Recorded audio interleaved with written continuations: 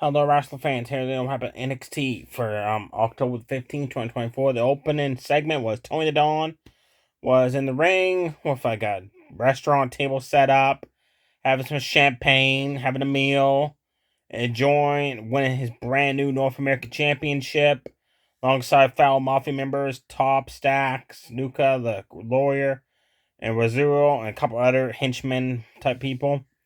And he's talking about how he's added the North American Championship to his resume. He's now not only a former Heritage Cup champion, former tag team champion. I'm now a brand new North American champion. Umafima came out. Umafima said, "Enjoy while it lasts," because he's invoked his rematch clause for Halloween Havoc next week. He said, "And I will win back that championship. And your record of holding titles is pretty short," which is true if you think about it. He doesn't hold championships very long. So Tony Don's want to tell you what. I'll give you the honors to spin the wheel. See what kind of match we're going to have at Halloween Havoc. Umafima spun the wheel. It's going to be a TLC match at Halloween Havoc for that North American Championship. That's going to be sweet. And NXT does it so you don't have to climb the ladder and hook the title. You can also win by pinfall or submission, which I like. And after the match, after the segment, Tony the Dawn told Luca next week, soften up Umafima for me. And Luca said, no problem. The opening match was the debut of Stephanie Virgo. She showed up last week, but this is her debut match against Wendy Sinclair of No Dakota Catch Crew. Tefon Heights, Bones, and Charlie Dempsey came out to occupy a ringside. Battle Rain, they exchanged reversals, takedowns, submissions. Sinclair applied an armbar submission, transitioned that to a different arm submission.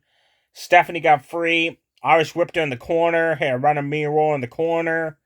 Clotheslined her down, and Stephanie started doing this thing where she takes Sinclair's legs and tie him up, and they do a muscle pose into a pin.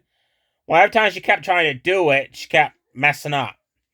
So she just decided not to do it. Wendy hit a run at X Factor. That was nice. That was awesome. For some reason, during this match, Tefon Heights outside the ring, his face was like kind of like an ew face. Like, you don't know if he smelled something bad in the arena or what, but his face was hilarious how he was acting. Stephanie won the match with a Tiger Bomb into a backbreaker for the 1-2-3. I'm like, hopefully she changes her finisher because that did not look that impressive. After the match, Roxanne Cora Jade attacked her. 2-1 beatdown to Julia made the save her friend. That's also a newcomer from Japan. Then they challenged those two to a match at Halloween Havoc. Later on in the night, the Rock's daughter booked the match as official. That should be a really good match. 3 weeks in a row now, the women's match has started off the show. It's been lacking excitement. So hopefully they change it up or pick it up or something. Next up, Gentleman's Duel. I'm like, okay, both time we're going to find out what the hell this is. Lexis King versus Masu Metaphor. And they explain the rules. If you're on all fours in the ring, the other person cannot attack you. If you toss the guy over the top rope, you're automatically disqualified. If you toss him through the ropes, you're disqualified. If you get a rope break and don't let go by the count of 3, you're disqualified. If you try to use a handful of tights, feet on the ropes. If you use a foreign object, you're disqualified. All these rules remind me of WCW way back in the days, like the older days. Like, come on. But what a match. Alexis King and Masu put on a very good match. I enjoyed it. I just wish that all these stupid stipulations weren't involved. Like, Alexis King started off, he kept jumping on all fours, so Masu couldn't hit him. Then Alexis King at one point in the match went to toss him over for the rope, stopped, and helped him get back in because he won't get disqualified. Then business picked up. Masu hit rapid fire chop fest as Brock and Alexis King into the ropes. Hit an awesome slingshot kick strike, knocking him down. Alexis King got up. Masu came off those ropes, spin and kick right in the face. That was awesome. Alexis King fought back with a clothesline. Hit that running clothesline from behind. Top rope swanton bomb. Picked him up, kneed him in the guts. Picked him up, kneed him in the guts again. Falcon arrow. Masu kicked out. Masu went for his running kick strike in the corner. Lexis King moved out of the way. So Masu hit the corner. Got up. Lexis King grabbed hold of him. Rolled him up into a pinfall, but kind of like bridged over where he did it. So there's no way Masu could kick out. After the match, Alexa King was backstage celebrating, and he's still undecided if he's going to be a good guy or bad guy, because he was talking with the good people, then he was talking with the bad guys. Then he showed up at No Core Catch Crusade, thanks for the advice.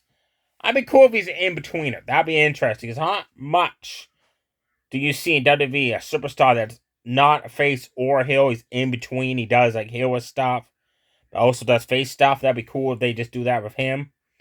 Next up, we had the in-ring return of Lakia Lyons. She's been out injured twice already. She came out and she took on Lola Vice, and I was not impressed with this match because Lola Vice destroyed her with kick strikes, roundhouse back fist, hit the roundhouse kick, just destroyed Lakia Lyons. Then Lakia Lyons did a couple punch strike combos, super kicked her in the face, body slam. Then that was all she did. And every time she did move, I was surprised in her top did not malfunction, wardrobe malfunction. Because, man, like, they were sticking out there, and there was a pretty thin line, like, holding. So we might have seen some puppies, but we didn't see any. Suddenly, Jada Parker came out, distracted Lola Vice out and Lakia Lyons to hit that super kick. Then a Vader bomb off the top rope for the 1-2-3. After the match, Jada Parker is backstage out of the mud. She's talking about how she just cost Lola Vice the match. She didn't want to be partners with her to begin with. And if she has any guts, she'll face her one-on-one in the ring in the upcoming weeks. And as she was talking about this, she interrupted Tatum Paxi playing with her dolls with Brian Saxton. So Tatum Paxi got pissed off about that and stood right up to Jada Parker and said, "You want a match next week or something? I'll give you a match next week." So that match has been booked for next week. We have Roddy Osborne of Chase University. Fee Hill took on Ridge Holland. Before the bell rang, Roddy Osborne dove over the ropes, knocked down Ridge. Waited, he got up, jumped off the steps. Superman punched him back down. Ran back of the ring, dove over the ropes again, knocking down Ridge Holland. Rolled him in the ring. The bell finally rang. Roddy Osborne drop kicked him right in the face. Running shooting star press. Stinger splash in the corner. Running clothesline in the corner. All over Ridge Holland, just kicking his ass. Then he jumped off the ropes. Ridge caught him. Sidewalk slam. Powerbomb. They end up outside the ring. He went to put him for the announce table. Roddy counter that. Tornado DDT off the announce table. Rolled him in the ring. Got up on the top rope. Ridge ran. Jumped up on the top rope. Overhead suplexed him off of it. Underarm DDT. Your winner, Ridge Holland. Short match, but it was really good to watch. I was impressed with how well Roddy Osborne has been. And he just was on fire last night. After the match, Ridge Holland kept beating him up. Fee Hero was like, he's your partner. He's a friend of your group. Help the guy. I trip Ridge Holland up. Slap him across the face. Hit him with a steel chair. Do something. Don't just stand there and beg for Ridge Holland to stop it, because he's not going to. Beat the shit out of Roddy Osborne. Went to DDT him on the announce table. Adrian Chase made his return, because Ridge Holland turned heel at No Mercy a couple months ago. Took him out of action. He came out, kicked Ridge Holland's butt, and has challenged to a match at Halloween Havoc. But Ridge Holland left without accepting the challenge. We don't know if that's going to happen or not.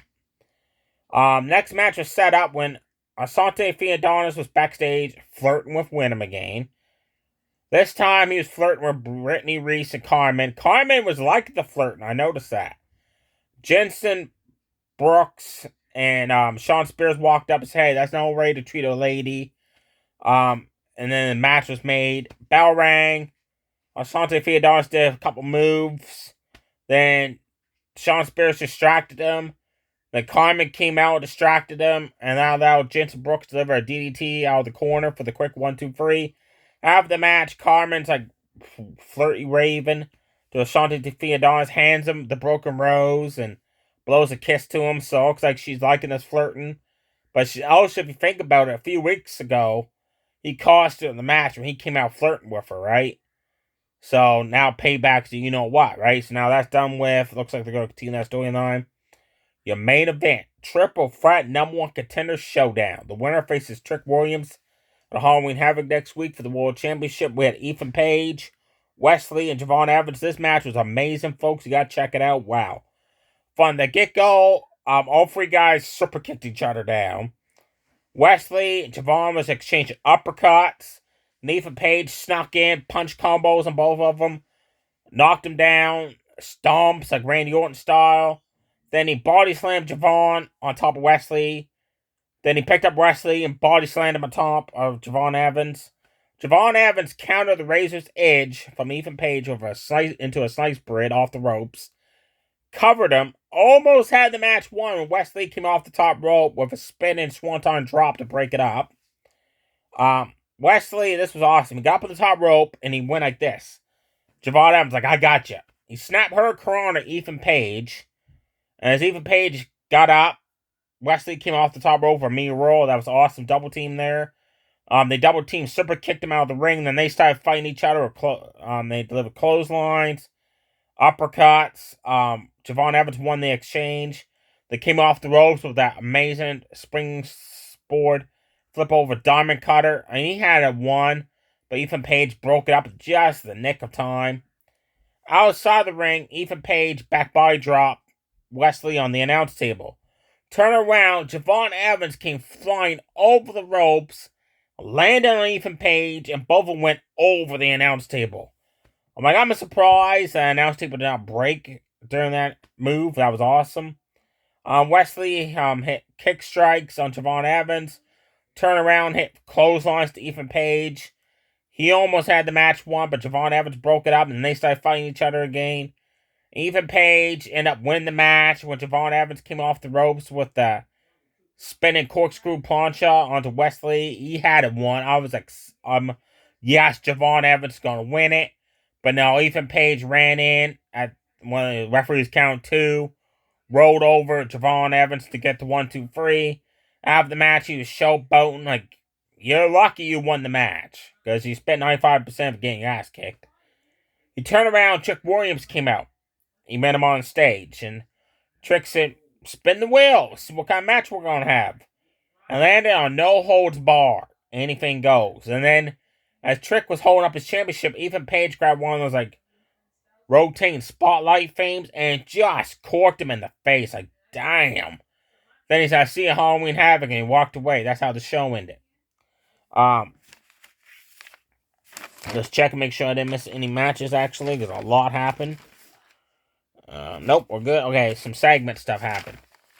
Backstage, The Rock's daughter was talking to Stephanie and Julia, and then it showed Jordan. She was talking to Trick.